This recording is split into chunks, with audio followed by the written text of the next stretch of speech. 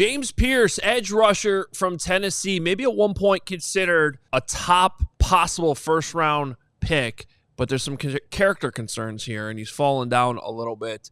Our guy Fran Duffy has him number 71 overall on his big board. I don't know if he actually lasts that far in the draft, but potential second-round target for the Chicago Bears. And he sort of fits the Dennis Allen characteristics of wanting a taller, bigger, longer defensive end, although there's still some question about whether or not James Pearce is better suited for a 3-4 or a 4-3. So I don't know if he fully fits those characteristics. 6'5", 245 pounds, so on the lighter end for a 4-3 defensive end.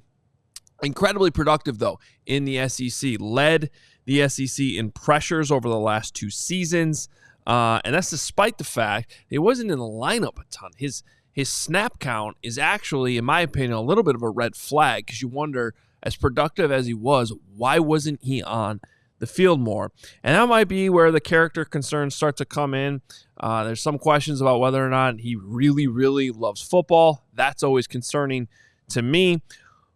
But if we're talking about somebody who's more of a second rounder or third rounder, perhaps you can overlook James Pearce's red flags from that perspective.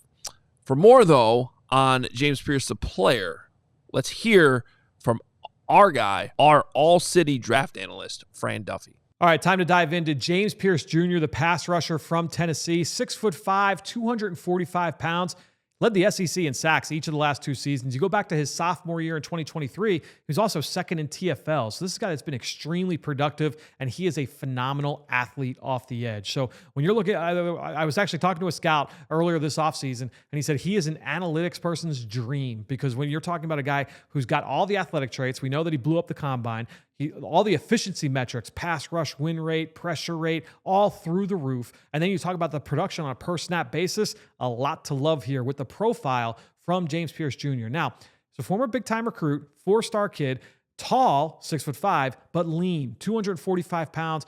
The arm length didn't come in quite as long as people expected. He was a little bit more compact than people thought when he got to the combine. But at the end of the day, this is kind of a long, lean, explosive rusher who knows, I'm going to win with speed. And that's really what his calling card is. That's his superpower, his ability to win with his athleticism. He's typically going to try and do it, winning the outside, winning the high side of the rush. At times, you'll see him used as a stunter, as a looper towards the inside.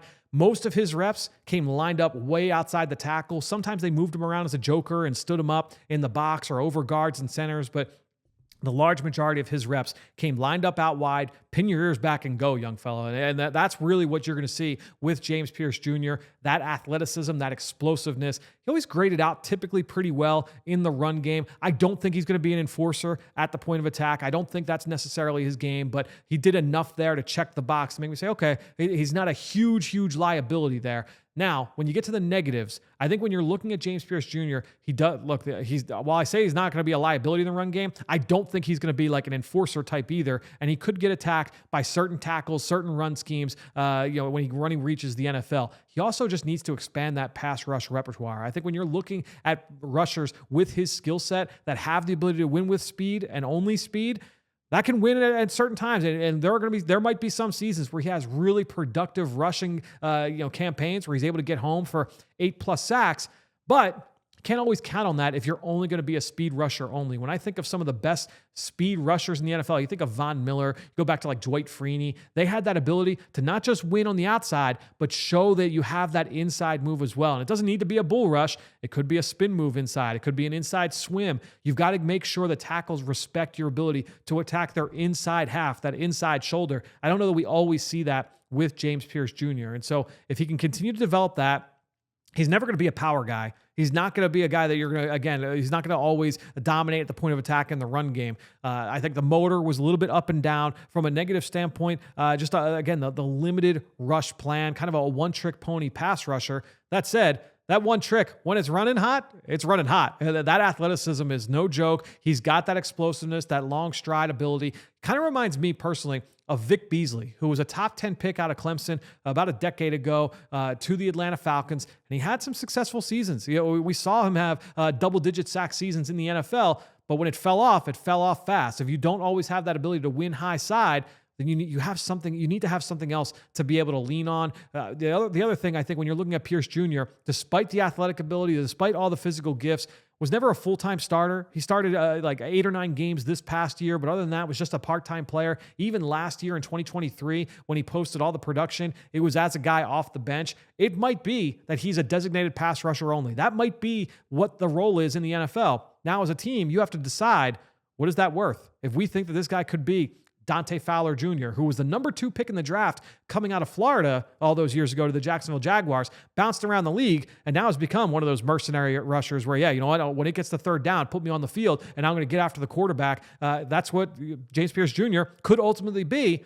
Is that worth the 15th pick? Is that worth the 22nd pick? Is it worth the 32nd pick? You start working your way down the board. At what point is that valuable? Or if you feel good that he might be able to hit that Von Miller type of upside, that, you know, one of those elite pass rushers in the league, obviously you're taking that guy much, much earlier in the draft. Those are going to be the discussions that are had throughout the pre-draft process with James Pearce Jr. Athleticism for days. You just got to worry about what is the long-term role for a player like this. A little bit of boom bust here, but the boom is really impressive. All right, so there it is, all the details on James Pearce out of Charlotte, North Carolina, who ended up playing at Tennessee. Again, there's definitely some red flags here. There are concerns, but there's no denying the production. Sort of the opposite of Shamar Stewart in some ways, right? Who's just lacking the production, but seems to have all the traits and things you want. For me, James Pearce, I'd probably pass on him overall. Certainly in the second round, maybe if he fell all the way to the third with some of these concerns, I would consider him there. I just think there's too many red flags here, despite the talent, despite the production that he put up in the SEC. Not my flavor, James Pearce, but can certainly understand why some team's going to fall in love with him, and he'll certainly be drafted